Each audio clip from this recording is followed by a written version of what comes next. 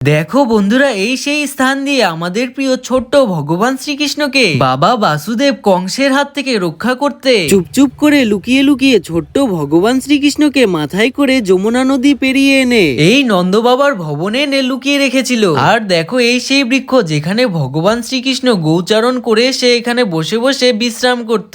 আর যখন ভগবান শ্রীকৃষ্ণের 6 দিন বয়স ছিল তখন ভোলেনাথ এসেছিল এই স্থানে ভগবান শ্রীকৃষ্ণের দর্শন করতে, কিন্তু মা যশোদা ভোলেনাথের সেই সাধু বাবার রূপ দেখে ভয়ে দর্শন করতে দেয়নি ভগবান শ্রীকৃষ্ণকে। তখন ভোলেনাথ এই স্থানে বসেই 3 দিন 3 রাত ভগবানের দর্শন পেতে তপস্যা করেছিল। তো চলো তোমাদেরকে ভগবান শ্রীকৃষ্ণের ছোট্টবেলার বসবাস করা সেই দুর্লভ ও দিব্য স্থানের দর্শন করাই। আর এই স্থানটিকে 84 খাম্বাও বলে থাকেন, কারণ এই মন্দিরটি 84টি খাম্বার উপরে রয়েছে। কিন্তু আশ্চর্যের ব্যাপার হলো কেউ কখনো গুনতে পারেনি যে এখানে 84টি খাম্বা রয়েছে। যতবারই কেউ গুনেছে হয়তো তার কাছে বেশি হয়েছে বা কম হয়েছে। আর দেখো, এই 4টি খাম্বা ব্রহ্মাজি ব্রহ্মলোক থেকে এনে লাগিয়েছিল, আর বাকি 80টি খাম্বা কিন্তু বিশ্বকর্মা এসে লাগিয়েছিল। এই 4টি খাম্বাকে বলা হয় সত্যযুগ, দ্বাপর যুগ, ত্রেতা যুগ, কলিযুগ। তোমরা সকলেই দর্শন করো এই দুর্লভ স্থান। এখনো রয়ে গেছে এই খাম্বাগুলোতে মা যশোদার হাতের বানানো মাখনের সেন, কারণ ভগবান শ্রীকৃষ্ণ চুরি করে করে মাখন খেয়ে মুছে রাখতো এই খাম্বাগুলোর সঙ্গেই। আর এই স্থানেই ভগবান শ্রীকৃষ্ণ ছোটবেলায় তার ছোট ছোট গোপীদের সঙ্গে রাসলীলা করতেন। তোমরা সকলেই দর্শন করো।